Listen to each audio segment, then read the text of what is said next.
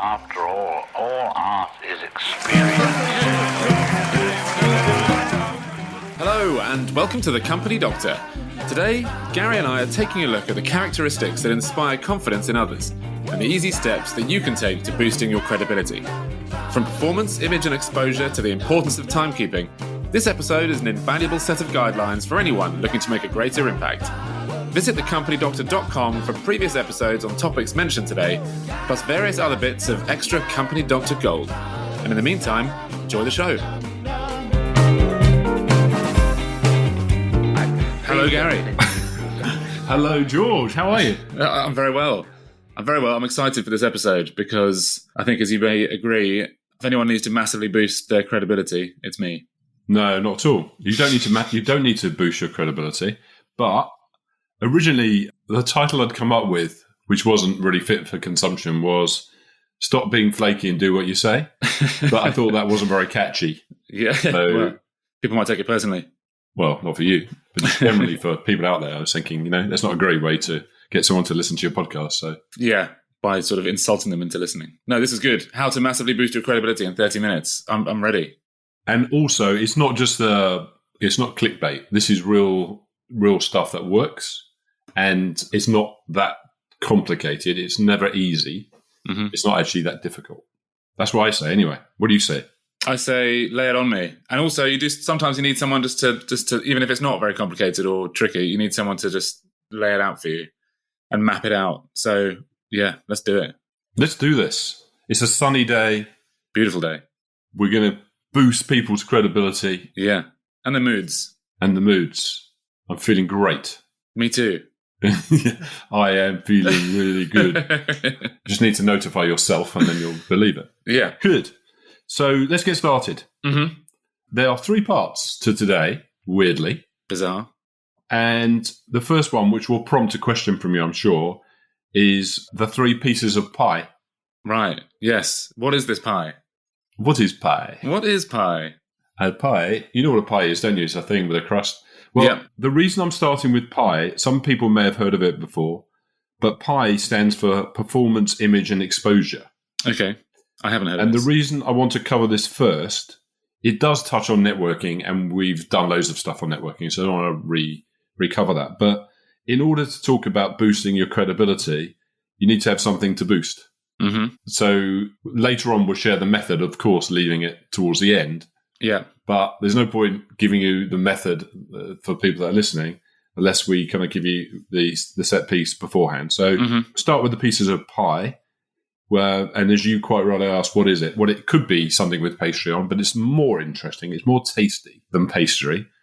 No, more tasty than pastry. God, we haven't had a T-shirt for a while, and I think that might be... You know what? I didn't even realise that. So good. You knew I could be this good today. Yes, more tasty than pastry. So the first one, oh God. The P of pie, tasty pie, is performance. Mm-hmm. And interesting enough, if you think, the reason it's called pie is it's split into little groups. So performance is how you perform your job exceptionally well. Yeah. But it's the foundation of success. And it's about the day-to-day work and the quality of the results you deliver. Mm-hmm. Everyone knows about performance, but most people think our performance is the be-all and end-all to being successful. But the truth is, have you ever come across someone that didn't perform very well but got promoted? Yes. Annoying, right? Very annoying. How do they do it? Exactly. And they do it because of the rest of the pie. So I think that performance is only really 10% of your success in your career. And most people will be listening to this thinking, that doesn't make any sense. But stay with me. Stay tuned. Mm-hmm. Because there's more tasty pie coming. And I'm going to get into the some of the considerations for performance. I'll come back to it. Mm-hmm. The second one is image. Yeah. And image is how you cultivate the proper image. It's your personal brand, I guess. Right. And it's more about what other people think of you. And it's interesting because we're going to talk about exposure in a minute, but exposure with a poor image is negative. Yeah, well, because you're exposing people to a bad side of yourself. Exactly. So they are interconnected. And I think image is only 30% of your success rate. So we've only really we've only got 40%. So the 60% of the tasty pie is exposure. Okay. And if you increase your exposure positively, the right people will know you. Right. in the right way. And this sort of harkens back, as you say, to the networking side of things and sort of being omnipresent at events and online and sort of making sure that you're always visible to the right people. Yeah, I mean, the way I would put it is who you know, and more importantly, who knows about you and what you do is what counts. So it's like who you know, but who knows you, and what you can do is what's important. And but if you go back to the image, if you don't have a good image, then they might not know good stuff. You'll be a nasty pie. And you want to be a nasty pie, you want to be a tasty pie. And I suppose the image is also sort of created a little bit by the performance. So they all sort of ladder up to each other, don't they? They ladder up. Yeah. Yes, they do ladder up. Without good performance, you haven't got a great image. So let me throw in some considerations for each of those so that people can kind of get the context. And this is all foundational, really, because then we're going to punch you between the eye with your pie. Okay, sorry. I've had too many coffees this morning. So here's some considerations for performance. Bear in mind it's the foundation of your success, I think, although it's only a small percentage. Do you have a consistent record of performance for every role you've ever played and now playing? So if you're listening, performance is about your consistent record of performance. Do you always give it your all? I mean, everyone says, I work, if you go to an interview, I work 120%, but do you? Don't answer the question. Are you a team player? Do you put others before your own personal ambitions? God, man, I wonder what people would say in politics. Yeah. It's not always an obvious thing, right? Mm-hmm. Can you influence others? Are you results driven? Do you consider constructive feedback and act upon it? And are you actively developing the leadership potential of others? They're some of the considerations of performance, rather than just saying... Lots to consider there. Well, a lot of people would think performance is about, if you're in sales and you hit your numbers. Yeah, right. Which it could be, but it's not the be-all and end-all. There's more to it. Do you want to hear more about I? The considerations for the eye of the pie. Yeah. Eye in the pie? Yeah. It's about your image. So it's extremely important because you want to have this positive exposure, and it's about your personal brand, which we've covered, obviously, before. What would others say about you? Are you a role model? Yeah. Would you want you to follow yourself? Don't answer the question. Do others know your role and what you've got to offer? Do you lead by example? Are you a person of high integrity? Do you always have and maintain a positive attitude? Are you an agent of change? They're the things that I want you to consider. Okay. That's the image. Those are the image considerations. That's the image ones. And here's the E. I want you to embrace the E, George. I'll embrace it. Yeah. Embracing the E, the exposure. Embrace the exposure. Do you have a mentor? Do you have a sponsor? Does your boss know what you do? Do others inside and outside your organization know anything about you?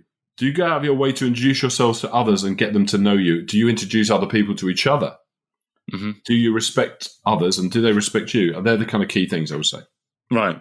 So it is all sort of grounded in that is grounded in networking as well, isn't it? Because it's this idea of connecting other people as well as trying to connect yourself to important people as well.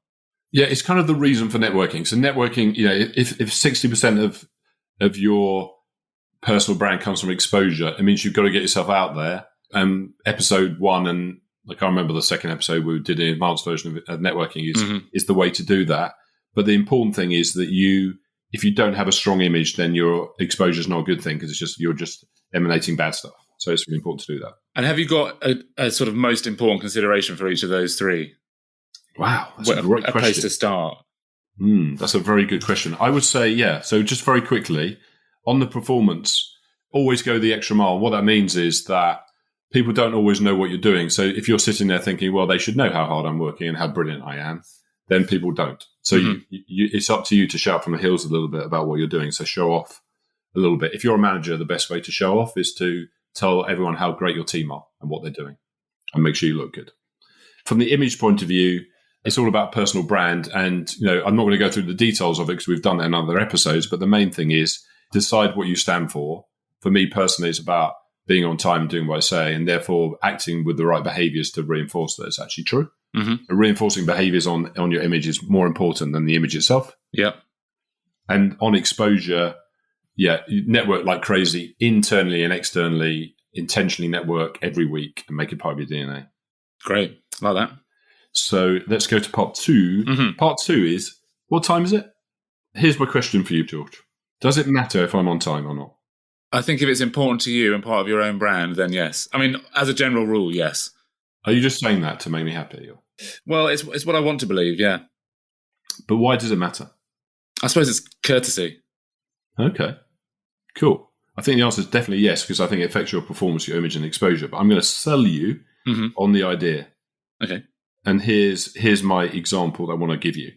If you ever go on holiday, have you ever missed a flight? I have not. I've come close. I've come close. People listening, I mean, I know there's times where we've all missed a flight, but generally not. It's very unlikely. Why is that? I see where you're going with this. And I suppose, yeah, it's because it's important. It doesn't go down well with the other half for a start, but also it's important. You want to get to the other side of it. But there's two sides to airlines, because imagine this: have you ever been on a plane that was late? Yes. And just sitting on the runway? How do you feel about that? Angry. Yeah, right. It's really annoying, isn't it? Yeah. So if you're on the receiving end of something that's late, it doesn't feel good, does it? No. What does it make you think about the airline when that happens? That they're useless. They're useless. Well, okay, yeah. Or maybe a bit unreliable. Yeah. Yeah, there's some airlines you go, they're always going to be late. Here's an example. 2 airlines that are not around anymore, I think. Sabina was, the Belgians. The Belgian national airline's not around, but it used to stand for such a bad experience, never again. Right. That's what Sabina used to stand for. Alitalia, always late in of arrival, always late out. So, they created a reputation for being late. Yeah. And some aren't around anymore. So it works both ways. But the important thing is that your credibility, and this is where we're starting to build it up, is starting to be formed on how reliable you are. Right. And the perception of reliability, there's a number of things. One of them is about being on time. Yeah. It's fun, isn't it? Because it sounds like a small thing, but you're right. It's so important in terms of that cultivation of your own reliability and brand. And I think that's the thing. So the question, that's why I asked you the question at the beginning. For people listening, does it matter about being on time? Only you can answer that. I think it does. And then ask yourself why it does. The holiday example, or going on a plane, makes it important to you personally. But what about work? And what about how much do you care about the perception of you with people? Because if you do care about it, I promise you that you being late comes across badly and damages your credibility and reputation, unintentionally so. And, you may think, really? And the answer is absolutely. Yeah. I've told this story before, but I remember I went out with this girl once, and if I said I was coming at 8 o'clock, I'd be there at 8 o'clock. And I was always there at 8 o'clock. And she said to me, do you park around the corner? And I said, absolutely not. Why would I be so creepy to park around the corner? But I absolutely did. Yeah. Because I didn't want to be late. And I'll do that in most situations. And actually, even if I'm early, I don't want to be early. Oh, right. I want to be on time. Yeah. Okay. And it stands out when you go, the pips on the radio when it's on the hour, I'm there. Like and people are like, wow, you're always on time. Like clockwork. Yeah. I'm like a Swiss clock. So, this builds the biggest part of your credibility because it equals reliability. And more importantly, you can rely on me. Yeah. So you know me well. If I say I'm coming at a certain time, what are your thoughts about the chances of me being there on time? It's 99%. Yeah. Likely. There's been the odd time. It's funny, I do some training for a lot of companies and I tell people about being on time. And if I'm doing a 2-day training course, I've got to be there on time. Because of course, people are dying for me to be late. I think they try and stop me. They try and run me over or something before I get there, just to prove I was hopeless. But it seems like a silly thing, doesn't it? Just say, well, does time really boost your credibility? Absolutely. Yeah. That's one thing. Mm-hmm. You like? Yeah. I agree. You agree? Mm. Okay. So, so that's one thing. The second one, and the really big one for me, is, you're not going to be surprised to hear this, is do what you say. Yeah. Probably the biggest way to boost your credibility beyond time, because I think time is really important and it's linked to anyway, is do what you say. Remember at the beginning I talked about stop being flaky. Yeah. Yeah, I just hate flaky, don't you? I do. It's something which I used to be accused of being, but I think I may have turned that around. No, I don't think the same way. And basically, flaky is the opposite of doing what you say. It's almost predictably unpredictable. And, so for people that know me, and I'm not bigging myself up and saying I'm perfect, because I'm not. I'm nearly, but I'm not going to do it. If I say I'll do something, I'll absolutely do it, because that's my brand. Yeah. and I really care about it. Yeah, and that, it makes, as you say, it boosts your image in front with the people that, you're making plans with or whatever it may be. And conversely, there are people who you make a plan to see them or whatever it may be, and you just know that there's going to be a last minute change of plan, or there's going to be some sort of delay, or it's going to be postponed. And that it's frustrating, and it helps, it sort of informs your view of that person. Yeah, no, absolutely. Because I think it's quite rare for people to do what they say. Yeah. Because I think a lot of people are people pleasers. Mm-hmm. And a good example for me would be in things like projects. A lot of people that are project managers, they don't like, you have these dashboards, which is kind of red, amber, green. Green is good. Amber is getting bad. Red is bad. No one wants to tell people that it's not working because it makes you look bad, like it was my fault. So they kind of make stuff up. I called it lies and dashboards. They make it up. So because of the way people react, a lot of project people will just make everything look green because they don't want to have any help with the problem. And here's an example. There was a project manager I was working with, and he was supposed to deliver something by the Friday, but there was a problem and it didn't happen. So he told the customer it was coming on the Monday, but it wasn't. It wasn't coming on the Monday, and he's just delayed the agony so he can have a better weekend. Yeah. Tell the customer the truth. Tell them it's not coming on Monday. It's probably coming the following Friday, but I'll try and improve on the time. Mm-hmm. That's a much better way to deal with it because you're setting and managing expectations. Yeah. And managing expectations is what it's all about. So doing what you say is really about managing expectations. Mm-hmm. That's how I would put it. Yeah, nice. Yeah, and it makes the problem so much worse, as you say, if you're just kicking a problem into the long grass. But, that's tomorrow's problem. That's a sort of unhealthy way of looking at things. Yeah, so if I'll give you some tips at the end, but to manage expectations is a key part of what you've got to do. Mm-hmm. So if you invite me to a party, which hopefully you will, always, I'm the first one to arrive and the last one to leave, always. Yes, I know. Which annoys my wife considerably. So, I forgot. Can we go? No, we said we're coming. We're staying to the end. I mean, you may not want me to stay to the end, and therefore you might tell me it finishes earlier than it does, so I get carried away. But I'm there. I'm staying. Yeah. I'm there on time. I'm going to be the first one to arrive and the last one to leave. I don't think it's cool to turn up late. I think it's cool to turn up early. So you get better drinks and better company. Yeah, fashionably late isn't part of your vocabulary. Don't like it. It makes me twitch. When I'm late, it makes me twitch. Yeah. When I go, it's funny actually, talking about airlines, and I'll kind of move on from it, but my family call me Airport Gary because when we're going to get a plane, I'm like quite twitchy because I want to be on time because the plane goes. Yeah. And they're all like, we're going to go shopping. Calm down. Stop being Airport Gary. It's fine. It'll be okay. Yeah. But I know that the planes don't wait for you to do your shopping generally. Mm-hmm. It doesn't work. But I want to tell you a little story. Okay. I want to tell you a story about Alex. I bought a fridge recently, which is pretty exciting. Yeah. And it's cold. But ice cold, actually. And when it arrived, it wasn't completely right. I'm going to say the company because they did a great job. And there's a company called AO, and I buy from AO because they're not paying me to say this, but they give really good service. They deliver fast and they solve problems. And I did have a problem, so it turned up. It wasn't right. I won't bore you with the details. Mm-hmm. And so I called the company and spoke to customer services, and I spoke to Alex, someone called Alex. Okay. And she was brilliant.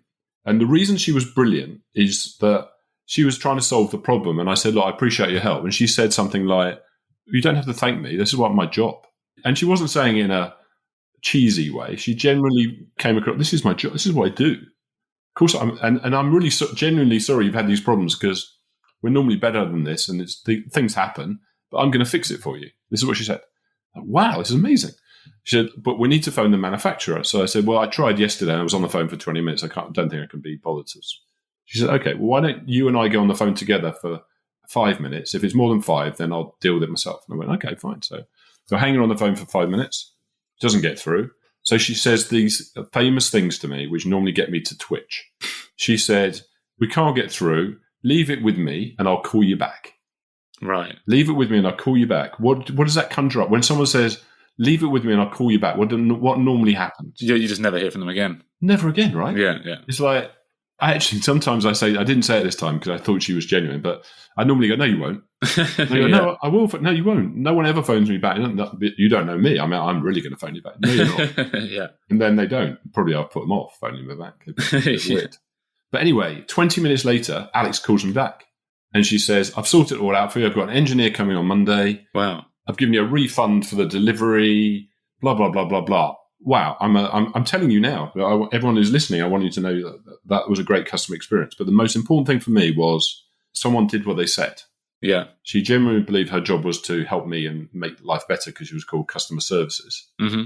But she actually called me back. And I used to work in computer operations in my first job. And the biggest and most important thing to customers, users, if you like, was giving them feedback. Mm-hmm. Now imagine this, you've got a problem, your telephone line goes down or something. You call the telephone company and they say, oh, look, we're looking into it. We'll call you back. Yeah, yeah. You know they're not going. How would you feel if they called you back and said, "Hi George, we've looked into it. There's a bit of a problem. We haven't fixed it, but I'm on it. I'll give you a call this afternoon and let you know how we're progressing." How would you feel if they actually did it? I'd feel reassured. Stand out, isn't it? Surprised, but yeah. Yeah, very surprised. And so for anyone listening, if you did two things, and I'll give you some tips in a minute. One, you understood pie because you've got to have the right framework for impressing people to some extent and boosting your credibility. Mm-hmm. But once you've got that done as part of your DNA, if you just focus on two things, one is time and one is doing what you say, and I'll give you some tips to make it practical, you'll be amazed in 30, 60 days, your credibility, you'll be like superhero, superpower. Yeah. And was that a conscious decision that you made, or are you sort of innately like that anyway? Or did you say to yourself, I need to concentrate on this? And if so, did you see a marked difference in how people sort of treated you and dealt with you professionally? I think it's a good question. I can't say I'm a superhero and I know everything. But I think it was because I started my career in operations, where I lost most of my hair, to be honest. And I worked out what made people like. When you work in operations, it's a bit of a thankless task because no one ever says, thanks so much for keeping everything going. Really appreciate it. They're normally shouting at you because it's gone wrong. Yeah. But you learn how to bring people with you so that you're not being shouted at all the time, because it can be quite hard. So anyone who's doing that role, I relate. Yeah. And so I learned that the most important thing was to give people feedback. Mm-hmm. And then having been on the receiving end of lots of service, and I'm very tuned into it because I do it for a living, I guess, things like being on time and people doing what they say are the standouts. They have to be. That's what makes a difference, I think. Yeah, it's a sad state of affairs that simply being on time and doing the thing that you said you were going to do is a rare occurrence, and enough for it to be something which you sort of note down. Do you know what I mean? Like that you remember Alex because she stood out as someone who actually did what she said. And it's sad that... Yeah, and on the previous episode, I spoke to you about a lady called Natalie, and my car servicing experience is exactly the same. Yeah. So, these are the little touch points that provide high levels of customer experience, good customer experience, but also they turn around. If you think about the AO experience, I could have been, I'm never going to buy from them again. Mm. But actually, now I'm telling people on a podcast they should go and buy from AO. Yeah, you're right. Without being sponsored. This episode is brought to you by AO. Yeah, not quite. Right. Key takeaway time. Well, I've got a pre-key takeaway. Oh, okay. Pre-takeaway. I'm mixing it up today, Drew. I didn't even tell you this. I'm mixing it up. Keep me on my toes. I've done two things which will really annoy you just to mix it up. One is I've got pre-key takeaways. Mm-hmm. And the other one is my key takeaways is a sentence. Whoa. Yeah, that's 3 points. Is that okay? That's fine, yeah. Am I allowed to do that? Yeah, absolutely. You can do what you like. Do what I like. I like the sound of that. So here we go. So here's some practical tips for doing what you say that will build instant credibility. Mm-hmm. First of all, next week, so if people listening, that if you bought into my idea, hopefully you have, next week, when you speak to any customer, either internal or external, so I call customers internal or external, I want you to offer, just think about, just for next week, 3 things that you can do and deliver so you can meet expectations. I want you to do this for 30 days. So every week for the next 30 days, just do 3 things for either internal or external customer or both. And I would like you to write it down. So keep a track of the things that you did. And then at the end of 30 days, just review what you did and how you feel about it. And then if you think it was worthwhile, do it for the next 30 days. And after 90 days, it becomes a habit. And then ask some people that you're close to if they notice any difference in what you're doing, in how you're behaving. Mm-hmm. If you're vulnerable enough to do that, and you'll be absolutely surprised, it will be stand out. Yep. Because in order to do this, you've already done the pie thing. So you've already hopefully networking a little bit more. you're increasing your exposure and your personal brand, but you're reinforcing it with your actions. Because I think if you don't have behaviors that emulate your personal brand will never go anywhere. Yeah. So you've got to bring it to life, and I think that's a great way to bring it to life. What do you think? Great. Yeah, I like that. It's good, inspiring. I always say this, but it's one of those things where I'm like, yeah, I'm actually going to do this, but I won't George, say that. you're saying this publicly. Do you really want to be doing that? No, I know. Are you sure? It is a bit of a life changer, I must tell you. I've reflected back because, over the years, when you become a consultant, your reputation is only on you. Your person, the brand of the company doesn't matter anymore. Mm-hmm. It matters less anyway. And when you work for a big brand, I used to work for AT&T, and everyone would want to see me because I work for AT&T. But when you work on your own, no one really cares anymore. Right. And so you have to stand up on your own. And what I've found over the years is the best way to stand up on your own is on obviously doing performance, image, and exposure, but to focus on being on time and to do what you say. Yeah. And manage those expectations. And that has really made a difference to me. So I'll pass it on. Excellent. Are you ready for the unusual takeaway that is not in 3 points? Yeah. Are you worried? Slightly. Yeah, you should be. Okay, here goes. I'll give it a go. You'll never change your life until you change something you do daily. The secret of your success is found in your daily routine, I think. So the difference between who you are and who you want to be is what you do and how you do it. Nice. It's bigger. It is. Deep. Would you mind just saying that again? Because I think it's a good one. It's good. But I want to digest it properly. No, it's not too much. No, I think it's good. I just want to hear it again. Yeah, hear it again. Okay, you can rewind. But anyway, you'll never change your life until you change something you do daily. So changing the daily activity you do. The secret of your success, though, is found in your daily routine, because the difference between who you are and who you want to be is what you do and how you do it. That's great. And with that, I'd say, don't be flaky. Yeah. Not you, anyone. Don't be flaky. Be on time. Do what you say. It's going to be great. And go to those parties early, stay late, eat all the canapés. Excellent advice. Yeah, love that, Gary. Thank you very much, as ever. That is how to boost your credibility massively in half an hour. So, yeah, as Gary says, go out there and do as you say. And don't be flaky. Don't be flaky. We'll see you all next time. See you again soon. Be on time. Thanks for listening. If you've enjoyed this episode and want to listen back through some of the previous episodes mentioned in the show, visit thecompanydoctor.com.